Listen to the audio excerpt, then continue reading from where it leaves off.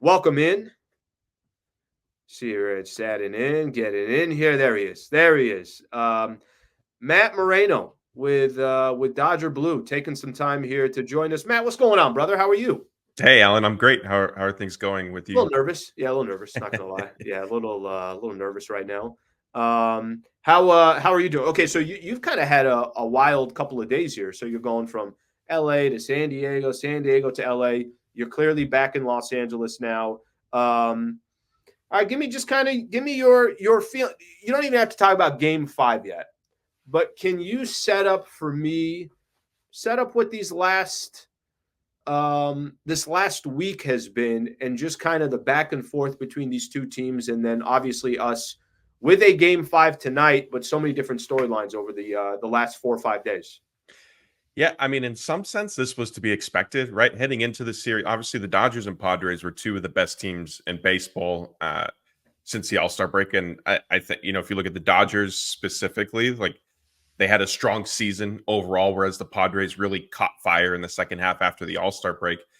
But regardless, heading into October, this was the matchup. Andrew Friedman called it a collision course. He said it felt like this was sort of inevitable since the start of the season. I mean, the teams opened the year out in South Korea, kind of battled it out in the NL West during the final, 6 weeks of the of the regular season. Then got into the playoffs. The Padres obviously needed to win a wild card series. I think from the Dodgers' perspective, they were an overwhelming favorite, regardless of who they were going to end up playing in that wild card series. And the things got crazy during the final few days there. So and to be at a Game 5, like it's not all that surprising. I think what is a little surprising is we've seen each team have a blowout win. I don't know if I would have predicted that. I don't know if I would have predicted the Dodgers going full blown bullpen game in Game 4 and it working as well as it did. And it's not necessarily because their bullpen isn't a strength of the team. You could argue that their relief pitchers have been, I mean, not even argue, the relief pitchers have been better than the starters so far this series. But, you get into kind of backs against the wall, win or go home type thing. And to go bullpen game where you need not just one or two pitchers to really do well that night, Mm. but several to, be able to pass the baton. And it worked as flawlessly as it did. That was a surprise. But other than that, we've seen, Shohei Ohtani have his moment. We've seen Manny Machado, Fernando Tatis come up with big hits. Jackson Merrill, he's impressed as a rookie, obviously, having a home run, a break the game open, stuff like that. So it's been a little bit of, okay, this is what we sort of expected between these two teams that played so well during the second half. Yeah, it's a good way to put it, and I think I was doing this yesterday. I was breaking down, and I got a chance to listen to your guys' podcast that you guys put up yesterday as well. So really good information there. But just looking at the series, and to have each team, you got two really good games where either team can win. Yeah. Right? Even in Game 1, I know the score was a 2-run deficit, but Padres had traffic in the 8th and the 9th inning, and they needed one big hit to either tie the game or put themselves in a position. They were in Game 1, had the lead for most of the game until Dodgers end up with 7. The 6-5 game, I don't need to talk to you about. It was 6-5 from the 3rd inning on, so it was a 1-run game for the 4th through the 9th inning. So that's a nail biter. Game 2 was laughable. Game 4 was laughable. And it just it doesn't, I guess it just shows a little bit of everything. Both teams are incredibly dangerous on any given day. That if they're clicking, we could be sitting there by the 7th inning and saying, all right, well, I'm just going to change the channel because there's nothing to watch. Yeah. And then there's also the capability, which I think Game 5 is going to be whatever Game 1 and 3 was, get ready for Game 5. Because I think the most shocking thing that would happen tonight is it's lopsided one way or the other.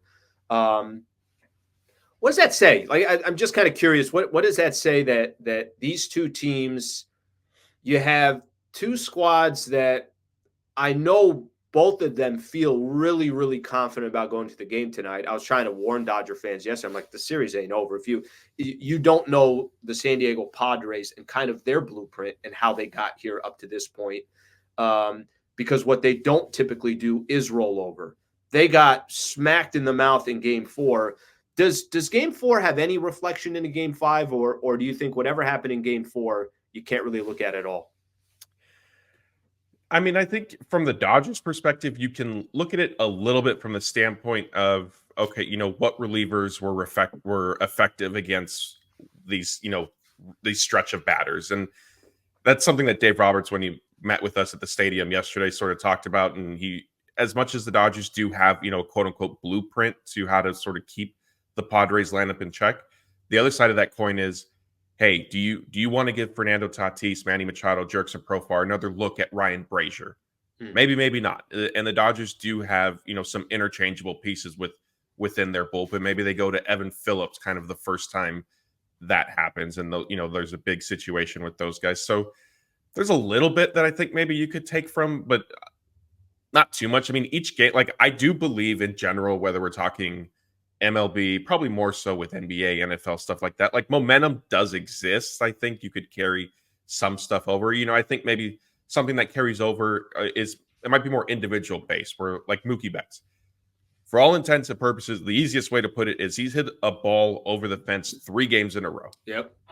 Obviously, one of those was caught. A second one was almost caught.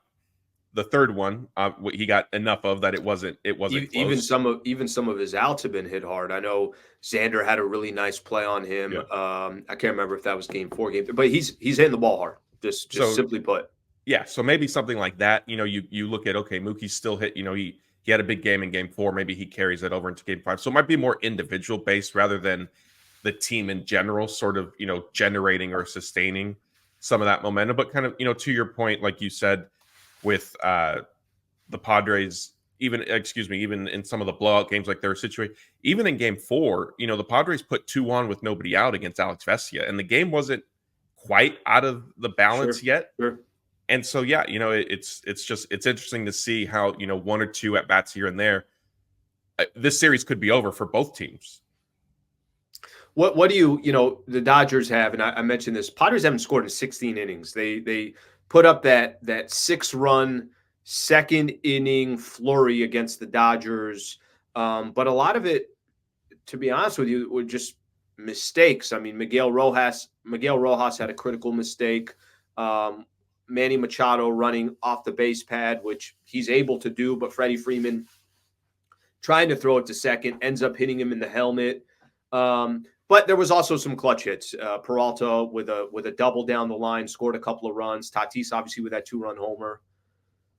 How much, if you're a Dodger fan, are you looking at Padres missing opportunities and kind of shooting themselves in the foot? Or is this is how good the Dodgers pitching has been, specifically these bullpen guys? Yeah, I think if it's the bullpen specifically, you should probably feel pretty confident. And that was one thing that I thought, the Padres bullpen, excuse me, deservedly so, has generated, a lot of praise and credits. It's particularly since the trade deadline, going out and getting Tanner Scott, and I know a couple other guys. I thought the Dodgers bullpen quietly has sort of been a strength of the team. They hit a little bit of a rough patch here and there. Every team does, right? It's a long season. Where I think the Dodgers maybe excel a little bit better than the Padres is in mixing and matching and sort of, getting these guys, okay, this is who we want to face, these specific hitters. And I think that's what we saw in game 4. And so if you're a Dodger fan and you want to be, and I don't know how many of them I'm talking to right now on the show, but if you want to be confident, that is something that I think you could sort of hang your hat on. The other part of it is the reality is also, Fernando Tatis, Manny Machado, like, these are also very good hitters that could easily hit. I forgot who Machado was facing, I believe in game 1, was it? He almost hit a second home run. And I'm pretty sure it was off one of the relief pitchers. It was. You're right. It was one of the relief pitchers. I forget who it was, but you're right. Went to the warning track. So, I mean, as strongly as you could feel, as confident as you might be in Blake Trinan facing Manny Machado type thing, you never know. These guys are human. A mistake pitch against a good hitter could end up in some damage. Yeah, it's that's why I think what makes tonight so nerve-wracking plus fun. I mean, if you're a casual baseball fan and you got no skin in the game, you're getting ready at 5:00 for a 5:08 start pitch. By the way, can you, when you're at Dodger Stadium, just ask somebody, just say, hey, why 5:08? Can we just go 5:10? Can we go 5:05? Can we? I don't know why that one bothers me, but that one kind of gets me. So if you're there and I know you got pool inside of Dodger Stadium, just a quick ask. That's all I'm asking for. I'll see what I can do. But I think if you're a casual fan, this is unbelievable. Mm-hmm. If you're a fan of either one of these teams, I think what you just said is, I think that's the part of it. It's not like, hey, the Padres are lucky to be here. No. They got as good a talent as anybody in baseball. I wouldn't be surprised that whoever comes out of this game tonight is the favorite to win the World Series. But anyone can go off at any second. And then there's going to be these unsung heroes that we're not talking about right now. You could think of a Chris Taylor back in the day. Like, you can think of whatever player that you want that has come through, especially in baseball. Is there a player or two on both sides that you're looking at and you're saying, you know what, maybe this guy hasn't – you wouldn't be surprised or shocked that there's a player for the Dodgers that comes through that we're not talking about right now, or a player from the Padres that does the same thing? For the Padres, I would say Jurickson Profar or Jackson Merrill, I think, are two guys who could do that. I know Merrill hit the home run. I think the game was kind of already in hand when he hit his homer, but it relatively quiet, not a huge, bunch of impact at bats so far that I can recall. It's been a long series, and a lot of travels. Something might have slipped through the cracks at this point. And Profar, had a great season. He really best season of his career, and haven't really seen a whole lot from him necessarily. On the Dodgers side, I think Kike Hernandez is the easy pick. There's a good chance that he'll be in the lineup tonight, especially because Miguel Rojas isn't expected to play because of his injury. And so the Dodgers are going to be moving some pieces around. And I mean, Freddie Freeman hopes to play. He obviously missed game 4. If Freddie Freeman's out of the lineup, then Kike Hernandez definitely is playing, just because of how the Dodgers will have to construct things. But even without Miguel Rojas, I think Kike ends up in center, and he's somebody who has the postseason pedigree. His playoff stats are better than his regular season. He's just one of those guys that October rolls around and he rises to the occasion. Yeah, it almost feels like, what is this, his third stint with the Dodgers? It almost feels like they have this, well, there might be a game where we can use him. And, to have that game 5 and he's around, that's obviously he's incredibly clutch. I remember when he was with the Red Sox, he had that postseason run where I'm like, who that is? This Shohei? Like, this guy, you can never get him out. And everything I felt like was hitting either the green monster or going over the green monster. The Profar thing is interesting that you mentioned, because he has been incredibly quiet for the San Diego Padres in the playoffs. Now, he has also, I think, has been one of the more clutch players for the Padres throughout the regular season. Kind of big moments, times where they need something. He's been that spark for them. I know he's been a part of the series because of everything that went on in game 2, but not necessarily because of his bat. That's an interesting one to pick. A couple of guys that come to mind for me, and I know these are not surprise names, but it's going to take, hey, Will Smith did this, or Max Muncy did this. One of those two guys will need a moment. And I know Will Smith just hit a home run that was 600 feet, but I feel like those two guys, every time they come up to plate, you just got through Shohei, and then Mookie, and then Freddie, and then Teoscar Hernandez. And the moment you feel like, hey, can I take a deep breath? Well, Muncy can hit one out at any time and be dangerous. And I know probably a lot of Dodger fans have some frustration with Muncy. And then Will Smith, it's like, yeah, this guy I feel like is on base. One of the things that he's done, and I take this back over the last 2 weeks, Padres, Dodgers, that final 3-game set at Dodger Stadium. And I felt like Will Smith found ways to get on, and most of the time, either he was at bat or he was on base with Shohei. That bottom of that order just scares me to begin with, because you're always thinking about Shohei and when is he coming up and everything else. I went through a couple of stats, and I'm curious to just get your thoughts on this. And I know this is going to sound like I'm simplifying it way too much, and I'm not trying to. But in the 4 games the Padres and the Dodgers have played so far, when Shohei has performed, the Dodgers won. The 2 wins, he was 3 for 8, 4 RBIs and a home run. The 2 losses, 1 for 8, 4 Ks and no RBIs. I don't ever put pressure and Shohei together because I don't think he cares about any of that. But as much as we talk about the other players, how important is the best player in the world, arguably one of the best players we'll ever see in our time, in our generation, to have the type of game 5 that you're expecting that comes with a $700 million contract and that comes with, yeah, this dude is just a walking legend. Yeah, it is important. I think what's been interesting for me is he hasn't necessarily made the huge impact leading off the first inning, whether it was bottom of the first, top of the first, obviously. And we saw that a lot throughout the regular season where, he hits a single or he draws a walk. And because of his speed, it's basically a double. Give it a few pitches and he's going to be on second base. We haven't seen that yet this series.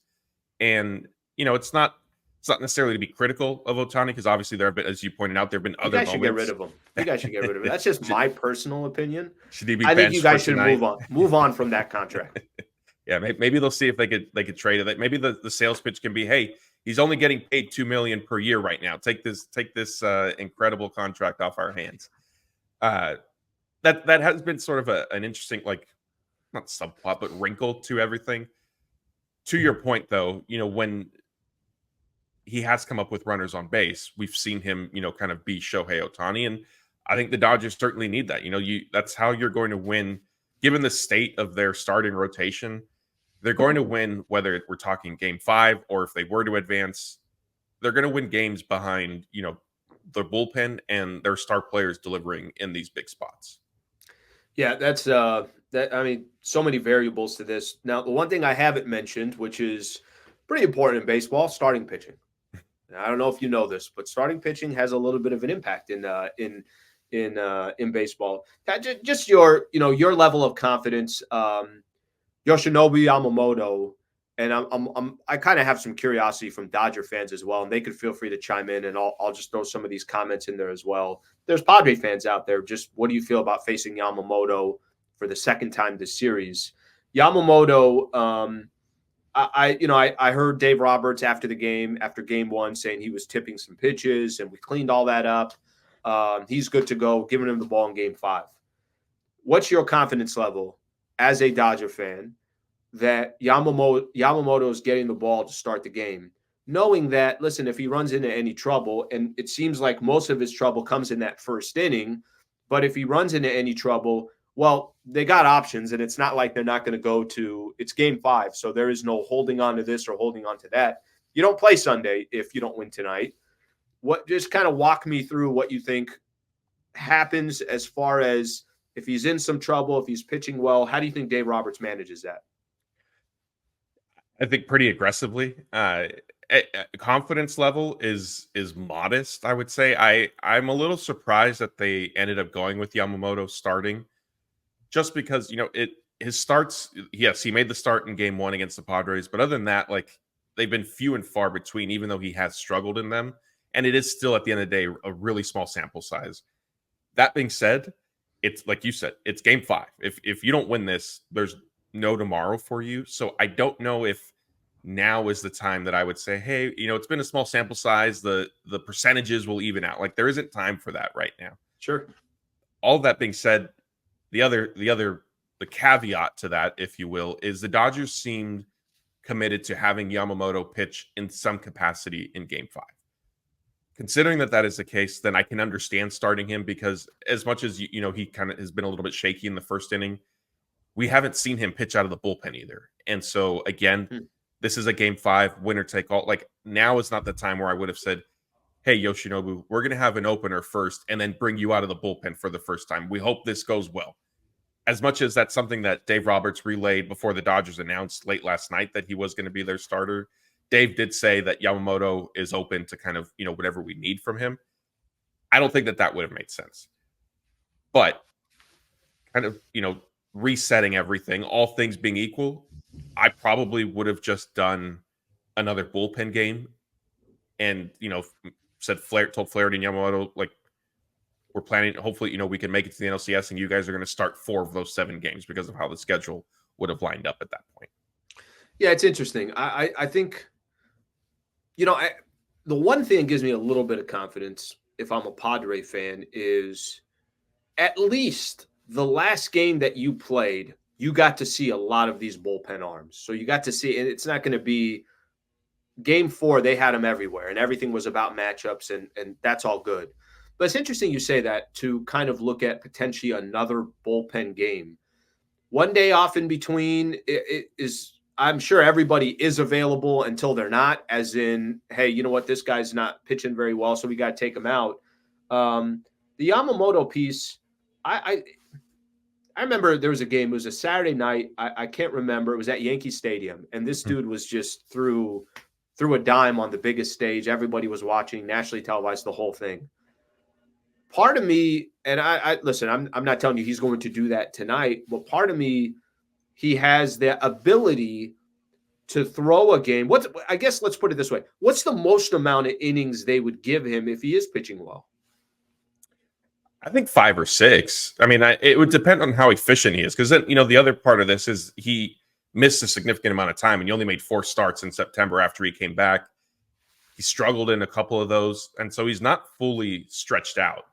I think maybe if he's even if he's efficient, actually, they might just take if he pitches really well through 5 innings, they might take those 5, say, great, thank you. Yeah, we have a locked and loaded bullpen. We're gonna figure this out the rest of the way, because that's always the conversation of playoffs, right? Like your starting pitcher is rolling until he's not. You push him 1 or 2 batters extra than maybe you should have, than you needed to, and all of a sudden the game starts to flip because there was a walk and a bloop single, and now you're going to your bullpen with 2 guys on and nobody out, or 1 out, or whatever the case is, and it's a different scenario where if you would have just taken 5 proverbial clean innings and then handed it over to a talented bullpen.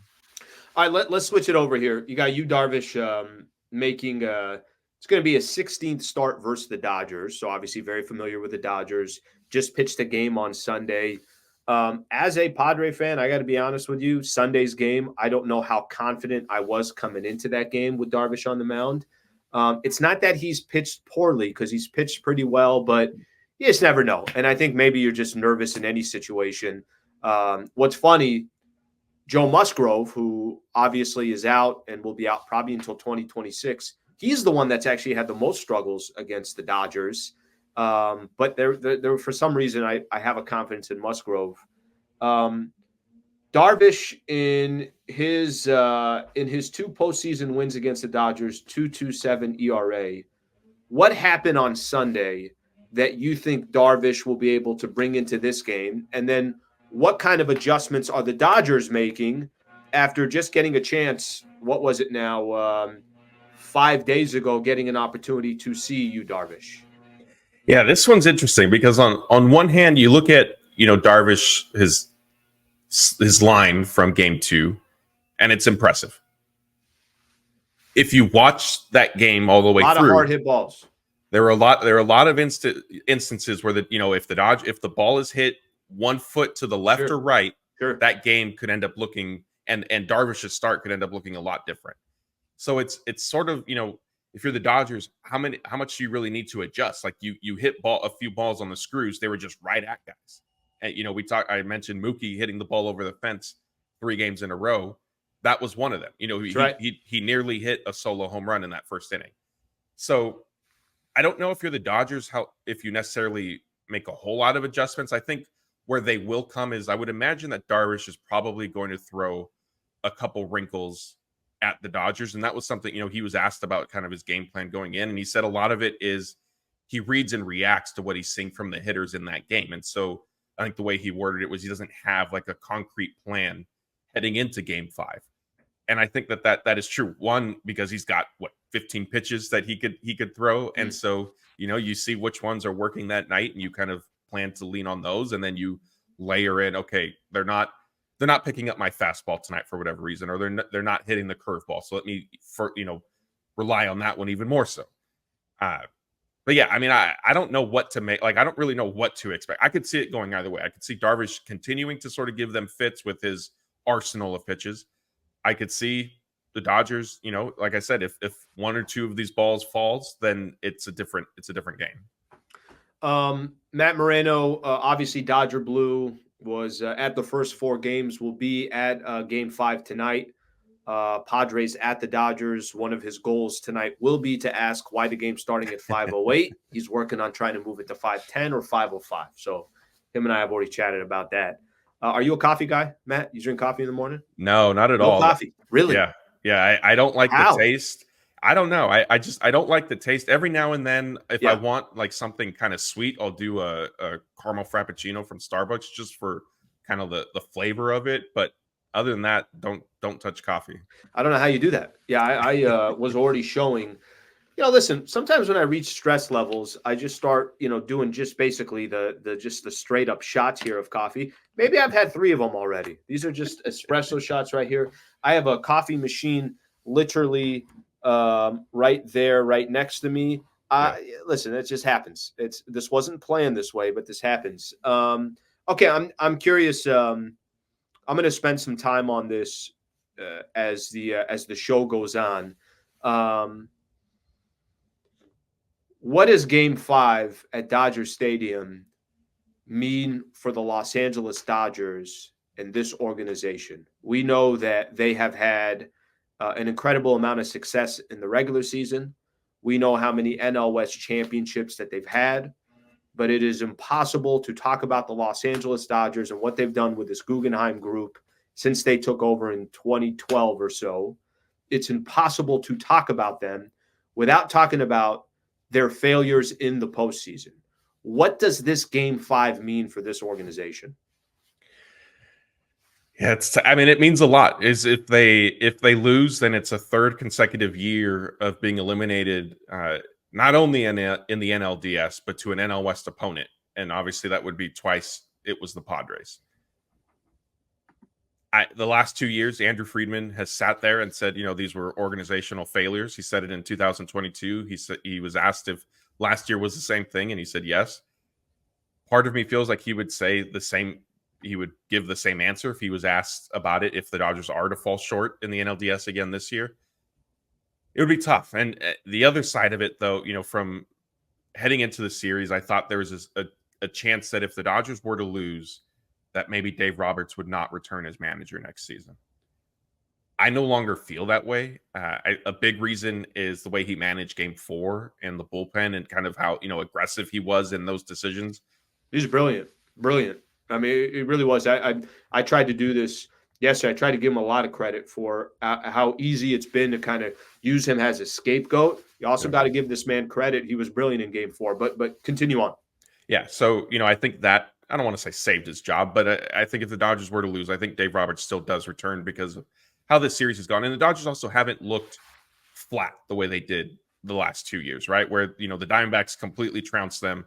They took Game 1 against the Padres in 2022, and then San Diego rolled off 3 in a row, and the Dodgers just were, kind of dead in the water.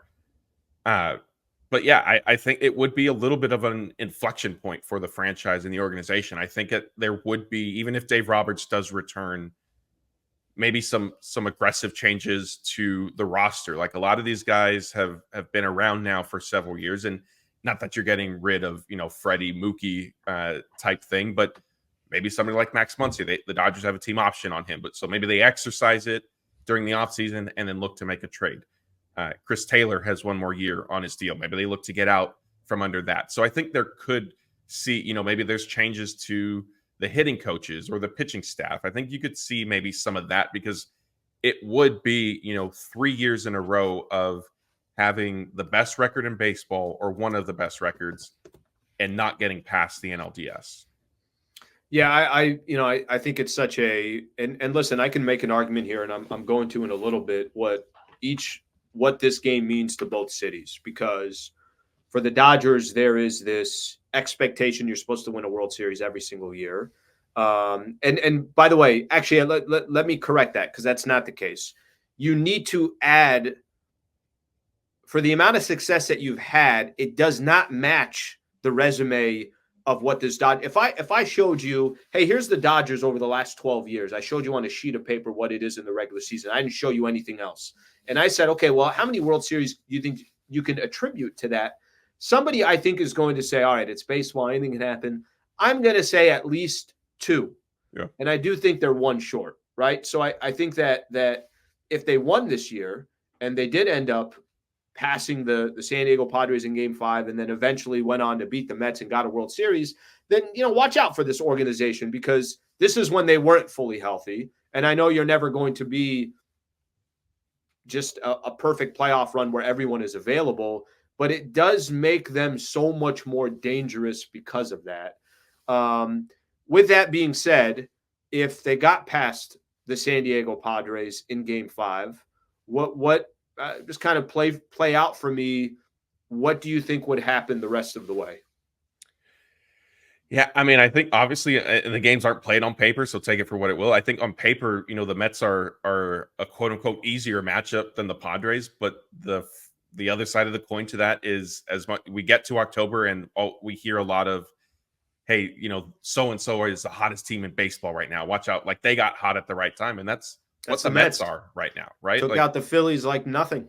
Yeah, and that was after coming from behind to beat the Brewers. I mean, they were trailing in the 9th inning. Pete Alonso hits that home run in Game 3 of that wild card series. Mets end up winning that on the road. I thought, okay, I wasn't particularly high on the Brewers. I think we've seen this in the past where they sort of get into the playoffs and they don't have a good showing. But what the Mets did to the Phillies was certainly impressive, and so. On one hand, you look at it and you think, okay, like the Dodgers or the Padres for that matter. I know you asked me about the Dodgers specifically. Like they should be okay against the Mets. But the other side of that is, hey, the Mets have had a couple days off in between playing. They can line things up a little bit better. They're also hot. But I think that there's a reasonable expectation that the Dodgers would be able to get past them. And honestly, like I think in the American League, the Yankees, I know they eliminated the Royals last night. The Tigers fell short. They've looked like a kind of a fun team, but there's not a whole lot over there that really would scare me or concern me. I think if you're a Dodger fan, so not that you could start to expect a World Series, but it would be reasonable to say, okay, like at this point, the Dodgers should be favored against every team. Yeah, I mean, listen, that's why tonight becomes so interesting as someone who's from a city that has never won. Crazy as it sounds, they've never won a championship ever, and that's why like you're this close, and that. Wait a minute, if this game goes the Dodgers' way, they're that close to potentially winning a World Series, and if it goes the Padres' way, all you gotta do is win one game. They're this close to bringing the first championship to San Diego. So that's why this game has so much stake for some completely different reasons, right? The city of LA, who has more championships than they know what to do with, and another city that's desperate to get one. So Matt, I appreciate it, brother. This was great. Thank you for taking the time, for hopping on. Matt Moreno, Dodger Blue. Good. Do I say good luck to? I'm going to say good luck to Matt. All right, I'm going to say good luck. Let's see what happens there. But I appreciate the time, and I know a lot of Dodger fans appreciate you coming on the podcast as well. Yeah, no, I appreciate getting a chance to come on here and hear your perspective. Obviously, as a San Diego native, it's always fun. I know we're going to throw this video up on our YouTube channel as well, so we could get sort of show you over to our side of things. And I did see a couple familiar names in the chat this morning. So yeah, great time. I appreciate you having me on. Perfect. Thank you, brother. I appreciate it. Have a good rest of your day. Thanks, Alan. I'll see you. All right, that is Matt Moreno right there, Dodger Blue. Good dude, by the way. Known that guy for a while. I've run into him at different sporting events and everything else. Really nice guy. They're doing a good job. They're doing a good job covering it. I like giving both perspectives, and I try my best to do that. Okay.